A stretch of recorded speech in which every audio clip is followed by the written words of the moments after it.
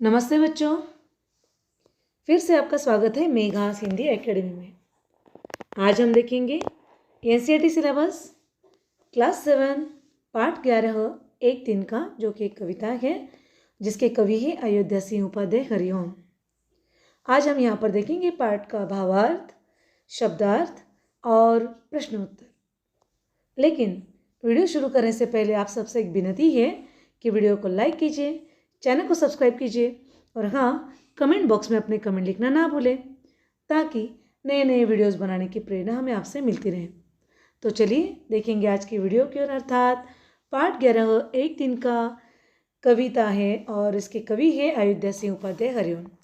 तो सबसे पहले हम देखेंगे यहाँ पर कविता का भावार्थ। देखिए बच्चों, यहाँ पर कविता का भावार्थ अर्थात इस कविता में हमें क्या बताया गया है, हमने संक्षेप में यहाँ बताने की कोशिश की है। इस कविता में कवि ने यह बताया है कि इंसान को कभी भी अपने ऊपर घमंड नहीं करना चाहिए, क्योंकि कई बार अपने से बहुत छोटा व्यक्ति भी घमंड को चूर चूर कर सकता है। अब ये बताने के लिए क्या है, देखिए यहाँ इस कविता में कवि बताते हैं कि एक दिन मैं अपने छत के किनारे पर खड़ा था कि अचानक से दूर से एक तिनका आकर मेरी आंख में पड़ गया। मैं बहुत परेशान हो गया, मेरी आंख लाल लाल हो गई और दर्द होने लगा। सभी लोग आंख पर कपड़े की मूठ, अर्थात कपड़े को इकट्ठा करके गोल बनाना, तो कपड़े की मूठ देने लगे और कुछ ही देर में मेरा घमंड भी भाग गया। जब किसी तरीके से तिनका आंख से निकल गया, तो मेरी समझ ने मुझे जैसे बता दिया कि हे इंसान, तो इतना घमंड क्यों करता है, जबकि तुम्हारा घमंड तोड़ने के लिए एक छोटा सा तिनका ही बहुत है। इस तरह से एक तिनका इस कविता के माध्यम से इंसान को अपने ऊपर घमंड नहीं करना चाहिए, यह बताया गया है। तो देखिए बच्चों, हमने यहाँ पर एक तिनका इस कविता का भावार्थ देखा। संक्षिप्त में हमने उस कविता में क्या दिया गया है उसके बारे में जानकारी ली। अब यहाँ पर हम देखेंगे शब्दार्थ। पहला है ऐंठना, अर्थात अभिमान से तना हुआ ऐंठना। दूसरा तिनका, तिनका किसे कहते हैं, सूखी हुई घास का बहुत छोटा सा टुकड़ा या कण, ड्राई ग्रास, उसका एक छोटा सा कण, उसे कहेंगे तिनका। तीसरा है अचानक, उसका अर्थ है यकायक, एकदम से, अचानक कुछ हो जाना। चौथा मुंडेर, अर्थात छत का किनारा। पांचवा है घमंड, अर्थ है अभिमान, हम कहेंगे ईगो। छठा है झिझक, अर्थ है शर्म। अगला है सातवां बेचैन, अर्थात व्याकुल हो जाना। आठवां कपड़े की मूठ, अर्थात कपड़े को इकट्ठा करके गोल बनाना, उसे कहते कपड़े की मूठ। अगला है नौवां ऐंठ, ऐंठ अर्थात अकड़ या घमंड, जो हमें सभी जगह दिखाई देती है। 10वां तरीके से, अर्थात ढंग से, पद्धति से।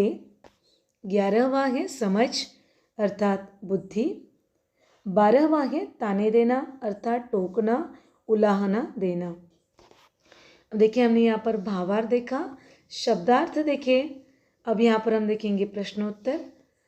पहला प्रश्न है, इस कविता का नाम और कवि का नाम लिखिए।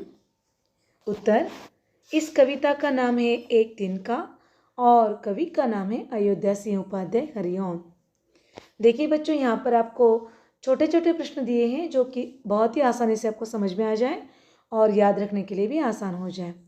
तो हमने शब्दार्थ दिए, भावार्थ दिया। अभी हम देख रहे प्रश्नोत्तर। पहला प्रश्न हो गया कि कविता का नाम और कवि का नाम हमने यहाँ पर देखा। अगला प्रश्न 2 है, कवि कहाँ खड़ा था। प्रश्न का उत्तर है, कवि अपने घर के छत के किनारे पर, अर्थात मुंडेर पर खड़ा था। तीसरा, अचानक कवि के साथ क्या हुआ। उत्तर, कवि बहुत ही घमंड से अपने छत की मुंडेर पर खड़ा था। अपने ऊपर उसे बहुत अभिमान हो रहा था, घमंड हो रहा था, लेकिन अचानक ही उसकी आंख में उड़ता हुआ एक तिनका आकर चला गया। अगला प्रश्न, कवि की बेचैनी का कारण क्या था। उत्तर, कवि की आंख में तिनका पड़ गया अर्थात चला गया, यही उसकी बेचैनी का कारण था। 5वां, कवि की आंख में तिनका जाने पर लोगों ने क्या किया? उत्तर, कवि की आंख में तिनका चला जाने पर वह बहुत झुंझला उठा, बेचैन हो उठा और आजू बाजू के लोग इकट्ठा हो गए। उन्होंने कपड़े की मूठ बनाई और तिनके को निकालने का प्रयास किया। 6 है, कवि की आंख में पड़ा तिनका कैसे निकला? उत्तर, जब लोगों ने उसकी मदद की, कपड़े की मूठ बना कर दी, तो उसकी आंख में गया हुआ तिनका किसी तरह से निकला। अगला प्रश्न 7वां, कवि की समझ ने अर्थात बुद्धि ने उसे क्या ताने दिए? उत्तर, कवि की समझ ने अर्थात बुद्धि ने उसे ताने दिए कि हे इंसान, तू इतना घमंड क्यों करता है? तुम्हारा घमंड तोड़ने के लिए तो सिर्फ एक छोटा सा तिनका ही बहुत है। अगला 8वां प्रश्न, घमंडी की आंख से तिनका निकालने के लिए उसके आसपास के लोगों ने क्या किया? उत्तर, घमंडी की आंख से तिनका निकालने के लिए उसके आसपास के लोगों ने कपड़े की मूठ बनाकर उसकी आंख सेंकी। सेंकना अर्थात गर्म करना। कपड़े की मूठ, कपड़े को गोल बनाते थे और उससे आंख सेंकते हैं। 9, कवि की समझ ने कवि को क्या चेतावनी दी? उत्तर, कवि की समझ ने कवि को यह चेतावनी दी कि तुम इतना घमंड क्यों करते हो? एक तिनका ही तुम्हारा घमंड तोड़ने के लिए बहुत है।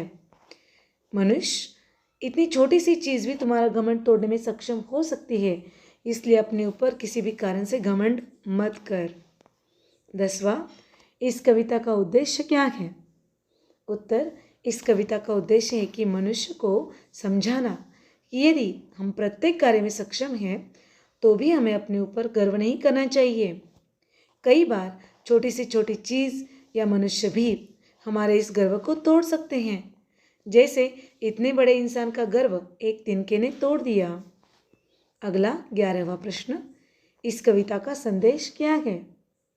उत्तर, इस कविता से यह संदेश मिलता है कि मनुष्य को कभी भी घमंड नहीं करना चाहिए। इसमें कवि ने अपने ऊपर घमंड किया तो एक छोटे से तिनके ने उसकी आंख में पड़कर उसे विचलित कर दिया, इसलिए हमें घमंड नहीं करना चाहिए।